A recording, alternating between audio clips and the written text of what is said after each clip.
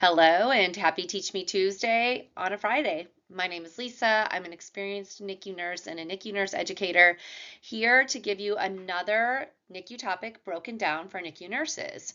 If you watched last week's video or have been following along on social media, you know that we are doing necrotizing enterocolitis in 3 parts. And instead of spreading it over 3 weeks throughout the month of May, we are going to release this early on Friday because it is Neck Awareness Day tomorrow, the 17th, and today's May 16th, and I just thought, let's get this out, do neck in a little shorter time period than spreading it over the rest of the month. So this is part 2.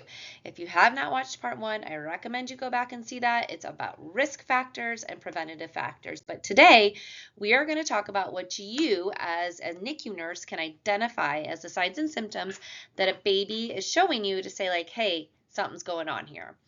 As we know, neck remains one of the most serious and intense GI emergencies in the NICU, and it affects up to 7% of VLBW babies. It is not linear across race and ethnicity, where Hispanic and African American babies born prematurely and VLBW are more likely to experience neck than Caucasian or white babies. So interesting statistics there. Some of these signs and symptoms that the babies are going to tell us are so subtle, and that is why our assessment, which we talked about in January, see it's all coming full circle, is so important. It's also why we should be treating the parents as the primary caregivers, because they are often the people who are going to say, hey, something is not quite right here. You also are going to recognize that, and we have to learn to trust our gut. And I'm going to give you examples of this throughout my career, throughout our video today. So let's dive in. I like to break down the neck warning signs into these categories: abdomen changes, output changes, vital sign changes, and A and B changes. And that way you can look at those and say, how is this different than a baby who's just like kind of being a preemie? Additionally, we can look at our blood gases or acidosis, and then our subtle neurological or tone changes. So let's dive into all those and kind of how it would be different than a typical premature baby. So our vital signs that are telling us that there's an impairment in our perfusion. Cap refill. I cannot stop talking about cap refill. It's so important. On Nurses Week, we talked about the importance of capillary refill as a vital sign that we often overlook, and we shouldn't be. So let's make sure that we're looking at our cap refill. I have a situation that a baby, the surgeon came, we knew something was going on with the baby, the surgeon checked the cap refill, and it was 7 seconds, and he was like, there's nothing we're going to be able to do. And he was right. It was neck totalis. They closed the baby, and the baby passed in their mom's arms. Capillary refill is going to tell you so much. Heart rate. Our heart rate, if our heart rate is high, it could be because of pain or dehydration. Remember, if your baby is receiving full feeds, right? Full enteral feeds, no IV fluids. I don't mean full feeds PO. I just mean like all their nutrition and hydration is coming from food, and they suddenly aren't absorbing it, they're going to get dehydrated, right? They're going to see changes there, so keep that in mind. Blood pressure, our low MAP is going to suggest systemic compromise. You may also see high MAPs if the baby's in pain, so don't forget that. I have a love-hate relationship with servo. We're going to talk about this twice today. That's how important it is. But you need to be paying attention to what's going on with your servo.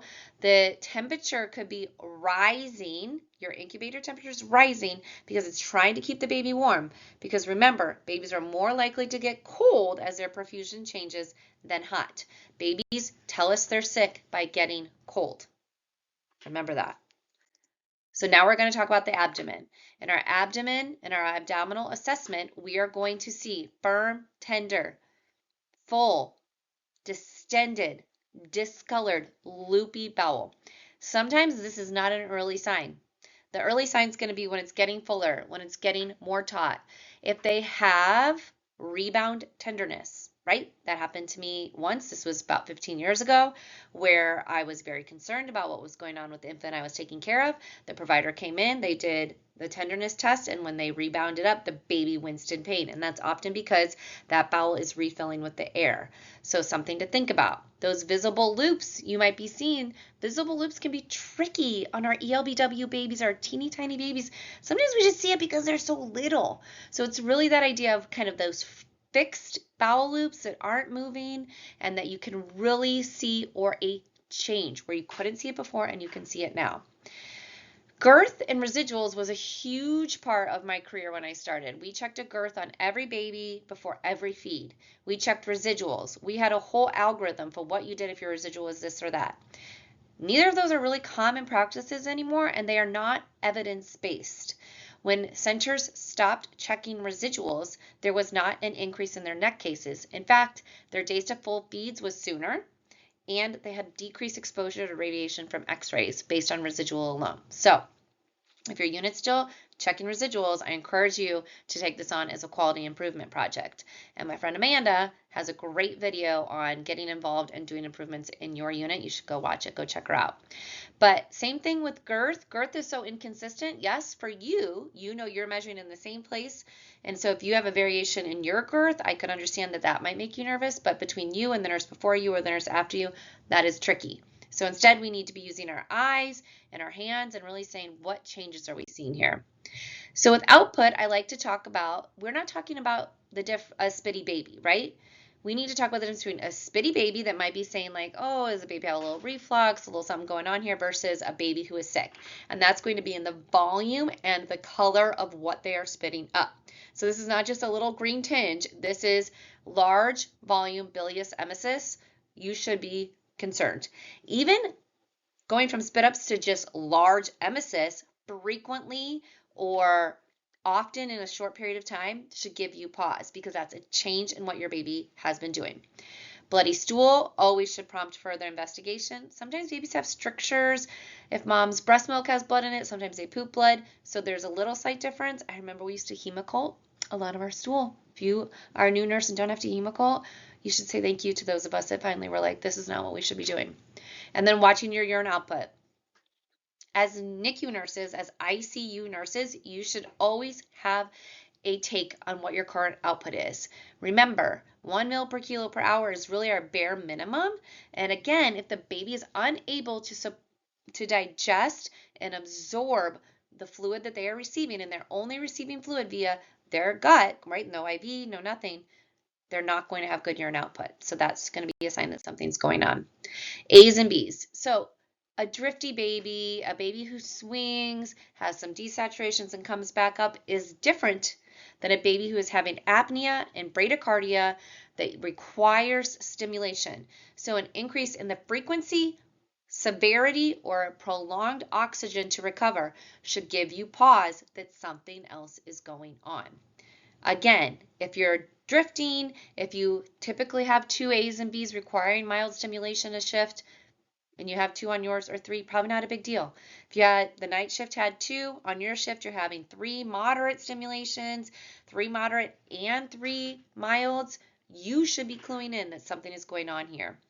Any changes in respiratory escalation, right? You started your shift on on the high humidity nasal cannula, high flow nasal cannula, and now you've gone to CPAP. You're having to support the baby with more respiratory support.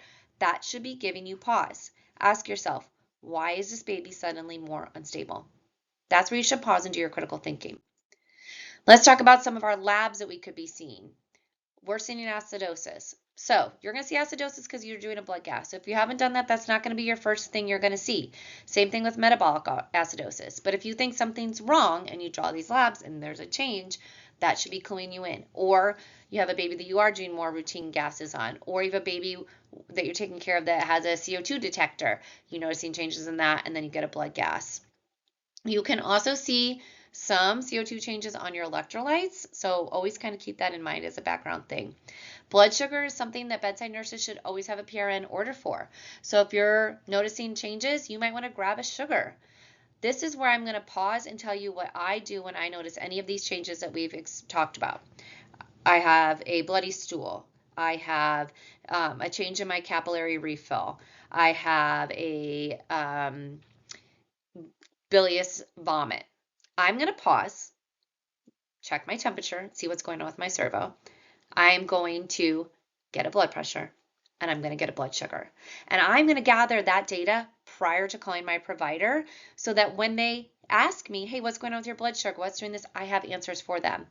You could see a change, a rising glucose from a stress response. The baby is stressed. that cortisol comes out, it causes your blood sugar to spike, and then your blood sugar may crash again from this lack of sugar and worsening illness and the absorption. With your blood gas, you're probably going to see metabolic acidosis. There could be some compensation going on there. And if you have respiratory acidosis without really a known cause, like everything's going great with your ventilator, your obstruction, your tube's in a good place, all those things, you probably are having metabolic acidosis that hasn't compensated over yet. So keep that in mind. An acidotic blood gas that maybe you drew along with your blood culture and all of that could be telling you something. Make sense? Blood sugar, huge. Other subtle clues, a change in your baby's state.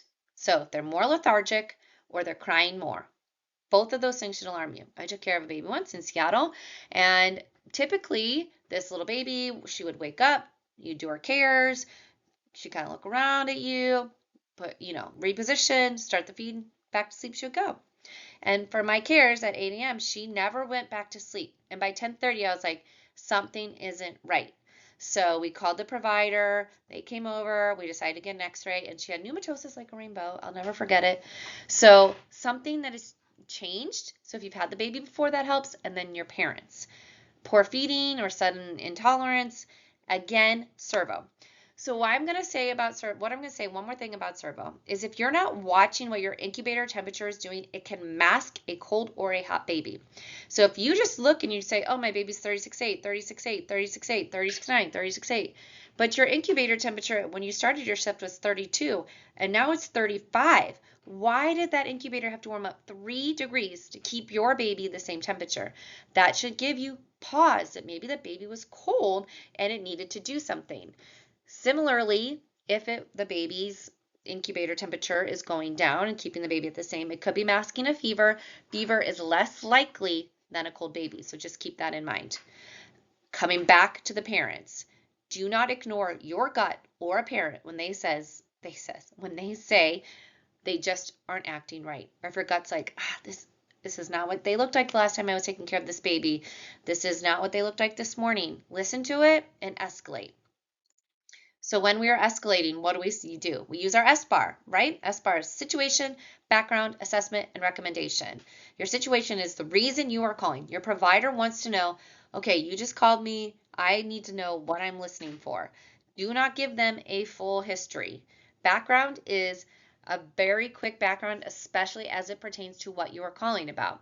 If you're calling about their belly and you go into a minute diatribe about all of their respiratory settings, that doesn't help us, right?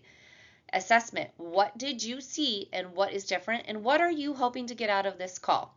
So if you're worried about a baby with NEC, you would say something like, hi, my name's Lisa. I'm calling about baby X in room 77.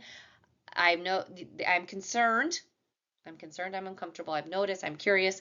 I'm concerned about them because they've had an increase in their A's and B's. I've noticed some loopiness and tenderness, and they had a large bilious vomit.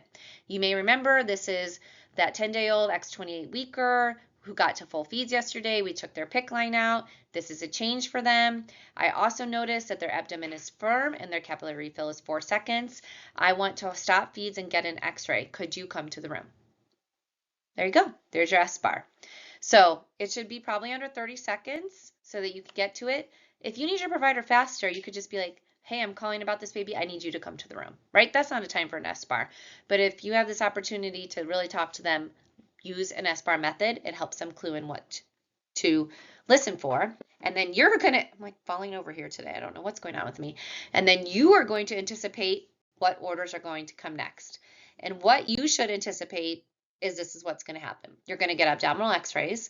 You're probably going to do a blood culture and a CBC, maybe your CRP. You're going to get broad spectrum antibiotics, AMP and JET, maybe Zosyn, depending on what you do. Get a Rapogl tube in. You're going to get your IV fluids in. You're going to be NPO, obviously. And then what else might this baby need? Maybe you notice the baby is in pain, so you would need some pain meds. If the baby you are taking care of was on full feeds, right? Full enteral feeds, did not have a line, you're probably going to be putting a PIV in. So kind of anticipating what you would need to do. If I am calling the provider, I'm probably checking my cart while I'm waiting for them to come or waiting for x-ray to come. Do I have a blood culture set up in here? Do I have my stuff to start an IV? Where is my Rapogel? Rapogel requires me to have a separate section from what I'm going to have for my oral or ET tube section. So I need to go get that set up. So then your x-ray is taken, and what could we be looking for? So these are just 4 examples. This is not going to encompass every x-ray you could possibly see. In the top, we have our pneumatosis. Pneumatosis to me was described as railroad tracks. I've seen it described as little gas bubbles. So you have, you know, the lines of this is your intestinal wall, and in between you have these air bubbles. And that is the bacteria has released these air bubbles into the walls, and it's permeated in there because of what we talked about last week with our risk factors. So if you haven't watched that, I remind you to go back. Football sign, if you look here, around here, there it looks like a football. That is free air. That's a surgical emergency. Portal venous gas, I want you to notice that this x-ray is backwards, right? This is the stomach over here. You can see this feeding tube. I just want to make sure we point that out. It does say left, but this is a prone infant. So just keep that in mind. But over here, you can see we've got air going up into the liver. You should not have air in your portal vein. You know that, right? So if you have air there, not great. And then anytime you see this kind of free air under the diaphragm, that's not good either. You could do a left lateral decubitus. And the reason that we do a left lateral decubitus, your left side is where the baby's going to lay, right? So on my left side, I have my stomach and my intestines. On my right side, I have my liver. So we're going to lay the baby on their left side, and so that their right side is up in the air. Because what does air do? If you're trying to get air out of a syringe, what do? Right? You move it around so the air rises. That way, the black air is going to rise over your white liver. On x-ray, your liver is going to look white and the air is going to look black. So that's another sign of your free air. My hands are off the screen here. So left lateral decubitus means you put the baby on their left side to see what is happening on the right. So back to those orders, we had our x-ray, and then the most important thing we can do is to make them NPO and to get our Rapogel in. So a Rapogel tube or a sump pump, you might have been heard it calling. Ideally, we're going to insert it orally. It's usually an 8 or 10 French. Yes, it can go in nasally, but in my opinion, it should go in orally. It's going to go to intermittent low suction, so it goes on and off and on and off. You want to make sure you get it in deep enough. Pet surgeons always tell me, like, you're probably not as deep as you think you need to be. If you had a feeding tube in, it's usually the same spot, maybe +2. So that's just a general thing to think about. You should have a flush protocol to maintain patency. Make sure you look at that. And then we should be watching our output in the color and the volume. And this is how we're going to decompress the bowel and get any food that's remaining in there because we want the bowel to go to sleep. As we recap, what I would like for you to take away, things that have been instrumental in thinking about the signs and symptoms that an infant has NEC.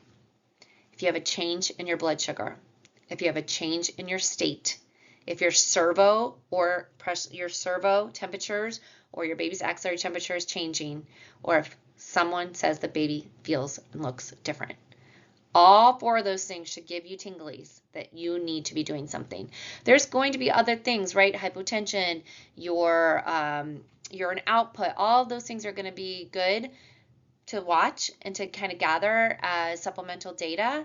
But that blood sugar, the change in their state, babies tell us so much, even though they can't talk. Your gut or a parent's gut kind of flaring up. And again, obviously, if you see something, right? If your visual assessment changes. This is why we started the year talking about assessment, because I wanted to get it grained in, the importance of an assessment, so that we can help with these things like NEC. So I guess you can anticipate when part 3 is going to be, because it's part 2 and it's Friday. So come back for part 3. We're going to wrap it up. We're going to talk about treatment, what defines surgical NEC versus medical NEC, what ostomies are, care of the ostomy, and long-term outcomes. So I will see you back for part 3, and please let me know if you have any questions, and feel free to find me on social media with the same handle, NICUeducator.Lisa, on TikTok or Instagram if you are there, and if you want to message me. And of course, you can find my website at NICULearningnest.com, and you can reach me there. Have a great day. I will see you for part 3.